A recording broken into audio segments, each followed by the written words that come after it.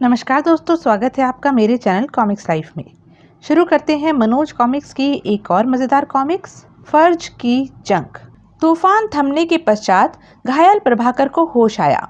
आह, लगता है रेगिस्तानी तूफान ने मेरे बदले को पूरा कर दिया है। जैसे तैसे वह समीप बैठे रुस्तम के निकट पहुंचा। तत्पश्चात, रुस्तम, यह कुदरत का चमत्कार ही है कि इस रेगिस्तानी तूफान में केवल तू और मैं ही जीवित बचे हैं। अब तू मुझे बापू के पास ले चल। रुस्तम स्वामी भक्त ऊंट था। प्रभाकर को अपनी पीठ पर सवार होते ही वहां से चल पड़ा।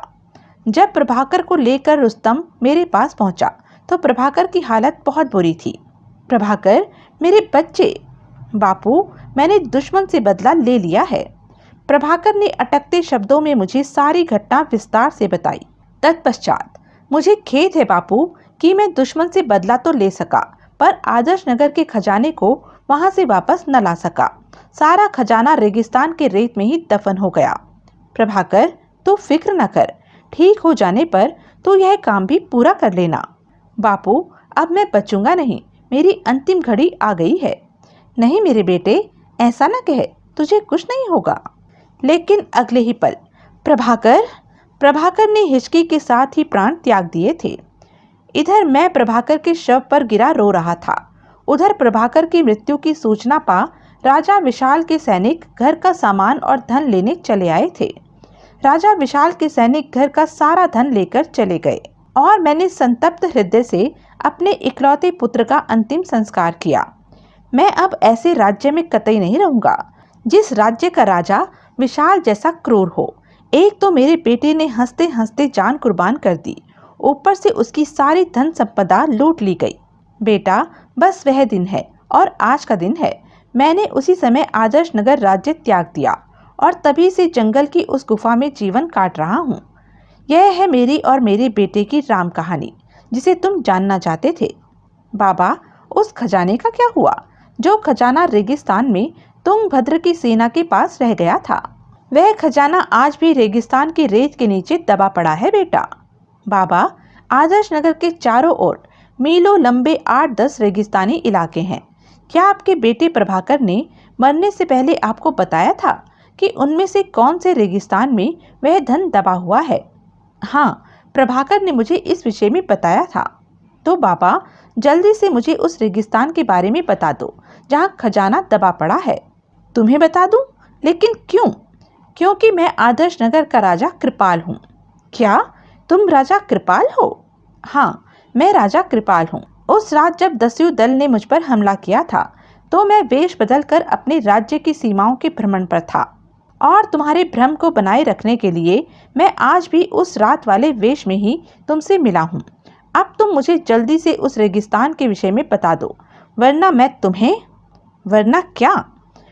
मैं तुम्हारा लिहाज करना छोड़ तुम्हें कारागार में डलवा दूंगा, जहां तुम एड़ियां रगड़ रगड़ कर दम तोड़ दोगे और किसी को इस बात का पता भी न चलेगा। बूढ़ा दिवाकर बदली हुई परिस्थितियों से बुरी तरह स्तब्ध था। अगर मुझे स्वप्न में भी इस बात का आभास होता कि यह युवक ही आदर्श नगर का क्रूर व विलासी राजा कृपाल है, तो मैं भूलकर भी इससे मिलने आदर्श नगर न आता। फिर उसने कुछ देर सोचकर कृपाल से कहा, कृपाल, यह ठीक है कि इस समय मैं तेरे कब्जे में हूँ। तू मेरा कुछ भी अहित कर सकता है, पर एक बात याद रख, मैं भूलकर भी तुझे उस रेगिस्तान के बारे में नहीं बताऊंगा जहाँ तुंगभद्र द्वारा लूटा गया अकूत खजाना दबा पड़ा है। ओह, तो तू ऐसे नहीं मानेगा बूढ़े? राजा कृपाल ने जोर से ताली बजाई। कोई है? तत्काल ही 3 सैनिक कक्ष में आए। उन्हें कृपाल ने आदेश दिया, इस बूढ़े को ले जाकर कारागार में बंद कर दो। जब सैनिक बूढ़े दिवाकर को ले जाने लगे, कृपाल, अपने पिता की तरह तेरे पापों का घड़ा भी शीघ्र भरने वाला है। जिस तरह एक सच्चा नागरिक होने के नाते एक सैनिक ने तेरे पिता विशाल का खून किया था, उसी तरह एक दिन कोई देशभक्त तुझे भी मौत के घाट उतार देगा।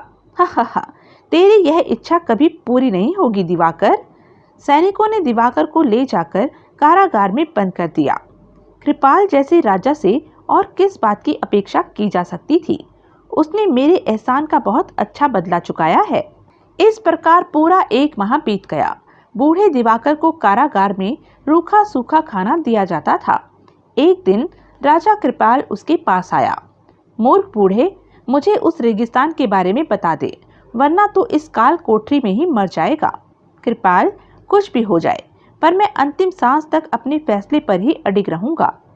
इसी तरह दिन बीतते रहे। एक दिन की बात है कि एक महात्मा भिक्षा लेने आदर्श नगर के राजमहल के द्वार पर आए। भिक्षाम देहि। हट महात्मा, तुझे यहाँ भिक्षा नहीं मिलेगी। महाराज कृपाल का आदेश है कि भिखारियों को भिक्षा न दी जाए।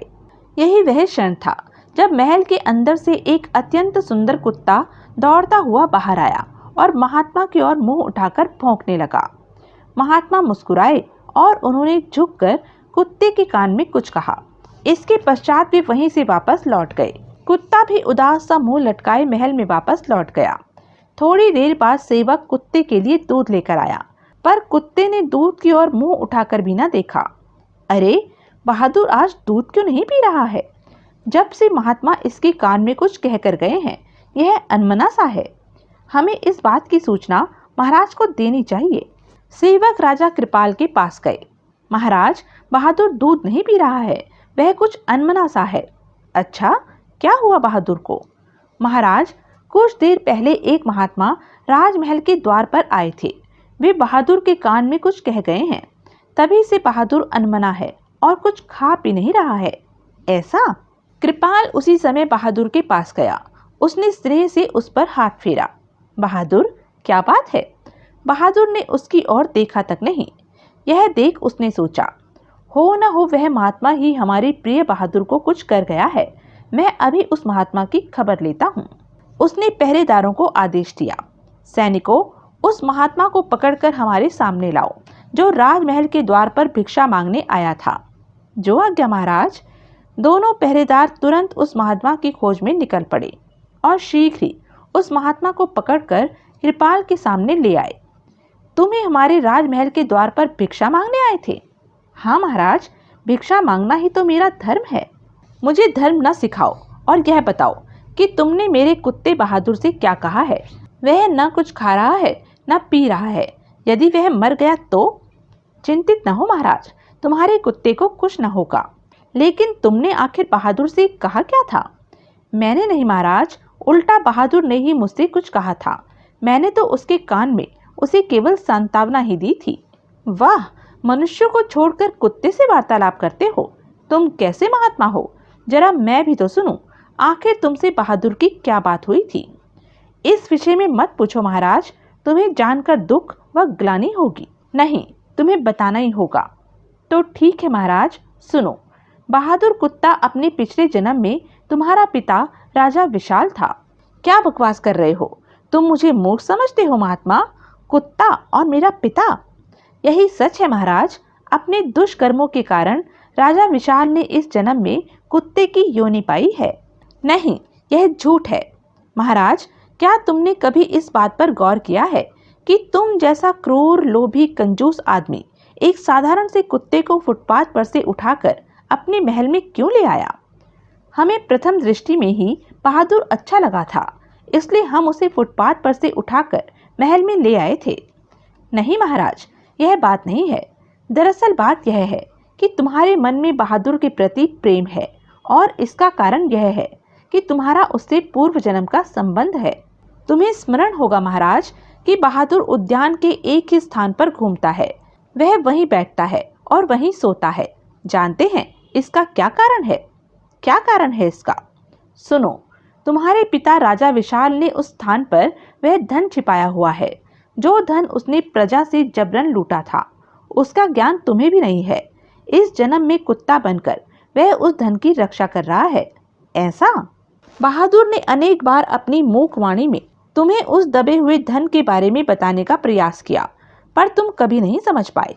आज जब मैं भिक्षा मांगने तुम्हारे महल के द्वार पर पहुंचा, तो बहादुर ने भौंककर मुझसे अपना यह दुख प्रकट किया। क्या यह सच है? हाँ महाराज, तब मैंने झुककर बहादुर के कान में उसे सांत्वना दी थी और उससे कहा था कि अपने पूर्व जन्म के दुष्कर्मों के कारण वह अगले 7 जन्मों तक श्वान की योनि प्राप्त करता रहेगा। बस यही जानकर बहादुर उदास हो उठा है और वह कुछ खा पी भी नहीं रहा है। महात्मा, यदि तुम्हारा कहा असत्य निकला तो? महाराज, तुम उस स्थान को खुदवाकर देखो जहाँ उद्यान में बहादुर बैठता है, तब तुम्हें मेरी बात की सत्यता का प्रमाण मिल जाएगा। हाँ, यह ठीक रहेगा। कृपाल महात्मा को साथ ले उसी समय उद्यान में पहुंचा। कृपाल के आदेश पर वहां तुरंत ही खुदाई का कार्य प्रारंभ हो गया।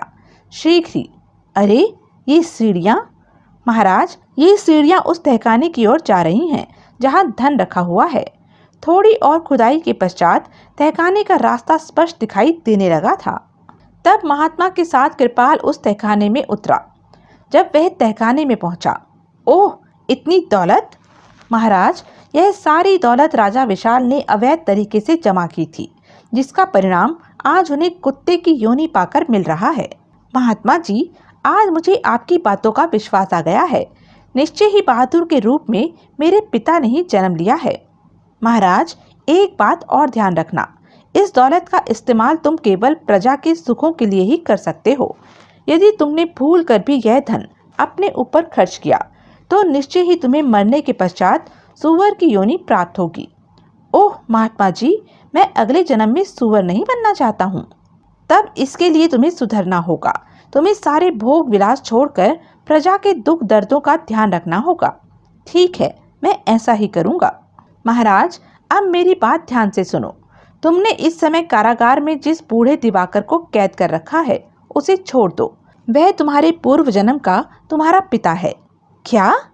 हाँ महाराज, पिछले जन्म में तुम उस बूढ़े दिवाकर के बेटे प्रभाकर की योनि में थे। अच्छा? हाँ महाराज, जिस समय प्रभाकर की मृत्यु हुई थी उस समय तुम्हारी माँ रानी अहिल्या गर्भवती थी। मरने के पश्चात प्रभाकर की आत्मा रानी अहिल्या के गर्भ में विकसित हो रहे बालक में प्रविष्ट हो गई थी और वह बालक तुम थे। ओह, आज मुझे कैसी कैसी विचित्र बातों का पता चल रहा है। महाराज, बूढ़ा दिवाकर एक देशभक्त प्रभाकर का पिता है। उसे कैद करके तुमने ठीक नहीं किया है। वैसे भी इस जन्म में उसने तुम्हारी दस्युओं से रक्षा की है और तुम पर उसका यह उपकार है। हाँ, ये तो है, लेकिन मेरी समझ में एक बात नहीं आई महात्मा जी। कौन सी बात? यही कि देश के ऊपर प्राण न्यौछावर करने वाले प्रभाकर ने मुझ जैसे क्रूर, विलासी व अभिमानी राजा के रूप में क्यों जन्म लिया? अपने पूर्व जन्म के सत्कर्मों के हिसाब से तो उसे अगले जन्म में अच्छे आदमी के रूप में जन्म लेना चाहिए था। महाराज, माना कि प्रभाकर ने सत्कर्म किया था, पर उसके सत्कर्म को उसके एक ही पाप ने धूल में मिला दिया था। कौन से पाप ने? वह राजा विशाल जैसे निष्कृष्ट राजा की सेना में उसके अधीन नौकरी जो करता था, यही उसका सबसे बड़ा पाप था, जिसके कारण उसे तुम्हारे रूप में जन्म लेना पड़ा। ओह, यदि सत्कर्म व दुष्कर्मों का ऐसा ही प्रभाव होता है तो मैं वायदा करता हूँ कि आज से मैं भी सत्कर्म करूँगा। मुझे यह जानकर बहुत खुशी हुई है महाराज। यह कह महात्मा अदृश्य हो गए। यह देख कृपाल हैरत में पड़ गया। अरे, महात्मा जी कहाँ गए? तभी वहाँ एक दिव्य पुरुष प्रकट हुए। वह महात्मा और कोई नहीं कृपाल, मैं ही था। लेकिन आप कौन हैं? मैं मानवता हूँ राजा कृपाल। जब मैंने तुम्हारी मानवता का बिल्कुल ही खात्मा होते देखा तो मुझे महात्मा के रूप में तुम्हारे पास आना पड़ा। मैं तुम्हारे पास तुम्हारी सोई हुई मानवता जगाने आया था। यह कह दिव्य पुरुष अदृश्य हो गया। मैं आज से कभी भी मानवता का दामन नहीं छोड़ूंगा। वह उसी समय कारागार में बूढ़े दिवाकर के पास गया। बाबा, मुझे क्षमा कर दो, मैंने तुम्हें बंदी बनाकर घोर अपराध किया है। उसी वक्त कृपाल ने दिवाकर को कारागार से मुक्त कर दिया और उसी दिन से उसने प्रजा की समस्याओं पर ध्यान देना शुरू कर दिया। महाराज, इस वर्ष वर्षा कम हुई है, जिसका प्रभाव आगामी फसल पर पड़ेगा। कृपया करके हमारा लगान माफ कर दीजिए। ठीक है, ऐसा ही होगा। कृपाल ने किसानों का लगान तो माफ किया ही, साथ ही राजकोष से उनकी सहायतार्थ काफी धन दे दिया। अब उसके महल के द्वार से कोई भी साधु महात्मा या भिखारी खाली हाथों न जाता था। कृपाल ने तहखाने से मिले धन को प्रजा के हित में दिल खोलकर खर्च करना प्रारंभ कर दिया था। एक दिन उसे बहादुर अपने स्थान पर मृत पड़ा मिला। लगता है मुझे बदले हुए रूप में देखने के लिए ही बहादुर इतने दिनों तक जीवित था। चलो, इसे इस निष्कृष्ट जीवन से तो मुक्ति मिली। उसने विधि अनुसार बहादुर का अंतिम संस्कार किया। एक दिन बूढ़ा दिवाकर दरबार में उसके पास आया। महाराज, मैं आपको उस रेगिस्तान के बारे में बताने आया हूँ जिस रेगिस्तान में राजा तुंगभद्र के द्वारा लूटा हुआ अकूत धन दबा पड़ा है। अब क्या हुआ? आप तो मुझे उस खजाने के बारे में बताना ही नहीं चाहते थे। महाराज, तब में और अब में बड़ा फर्क है। तब आप निरंकुश विलासी राजा थे, अब आप प्रजा वत्सल, स्नेहशील, दयाशील राजा बन चुके हैं। इसलिए अब आप सही अर्थों में उस खजाने के हकदार हैं। बाबा, मैं अपने को धन्य समझ रहा हूँ जो आपने मुझे इस योग्य समझा। तब दिवाकर राजा कृपाल को लेकर एक रेगिस्तान में पहुंचा। महाराज, इस रेगिस्तान की रेत में ही वह धन दबा पड़ा है। कृपाल के आदेश पर अनगिनत मजदूर रेगिस्तान में दबे खजाने की खोज में जुट गए। शीघ्र ही दबे पड़े खजाने को ढूंढ लिया गया। बाबा, यह सब आपकी कृपा से ही संभव हो सका है। महाराज, आज मैं आपसे एक वचन मांगना चाहता हूँ। कैसा वचन बाबा? यही कि आप इसी प्रकार जीवन भर प्रजा का ख्याल रखेंगे और त्यागे गए सारे दुष्कर्मों को फिर कभी नहीं अपनाएंगे। मैं आपको इस बात का वचन देता हूँ बाबा। ठीक है, अब मैं चैन से मर सकूंगा। यह आप क्या कह रहे हैं बाबा? महाराज, तुम्हें इस खजाने का पता बताने के लिए ही मैं जीवित हूँ, वरना कल रात ही मर गया होता। क्या कह रहे हैं आप? अगले ही पल वहां यमराज प्रकट हुए। राजा कृपाल, दिवाकर ठीक कह रहा है। कल अर्धरात्रि को इनकी उम्र पूर्ण हो गई थी। कल रात जब मैं इनके प्राण लेने यमपुरी से आया तो इन्होंने मुझसे कहा, यमराज, मेरी एक विनती है, यदि आप उसे स्वीकार कर लें तो मैं आपका आभारी रहूंगा। कहो दिवाकर, क्या कहना चाहते हो? यमराज, रेगिस्तान में अकूत खजाना दबा पड़ा है। मैं उस खजाने के विषय में राजा कृपाल को बताना चाहता हूँ ताकि राजा कृपाल उसे देश के हित में खर्च कर सकें। इस काम को मुझे पूरा कर लेने दो, तब आप मेरी आत्मा को सहर्ष अपने साथ ले जाना। राजन, दिवाकर की देशभक्ति देखकर मुझे इनकी बात माननी पड़ी और आज तक का जीवन मैंने इन्हें उधार दे दिया। अब वह अवधि समाप्त हो रही है, इसलिए अब दिवाकर जी को यह देह त्यागनी होगी। ओह! अगले ही पल, अरे! दिवाकर की देह निष्प्राण होकर भूमि पर गिर पड़ी। दिवाकर की आत्मा को ले यमराज यमपुरी की ओर उड़ गया। श्रद्धेय दिवाकर, तुम्हें मेरा शत शत नमस्कार। कृपाल ने उस रेगिस्तान में प्रभाकर व दिवाकर की भव्य समाधियां बनवाई और समय समय पर उन पर अपनी श्रद्धा के फूल चढ़ाने आता। यह समाधियां उन बाप बेटे की हैं जो मरते मरते भी अपने देश की भलाई सोचते रहे। तो यह थी मनोज कॉमिक्स की एक मज़ेदार कॉमिक्स।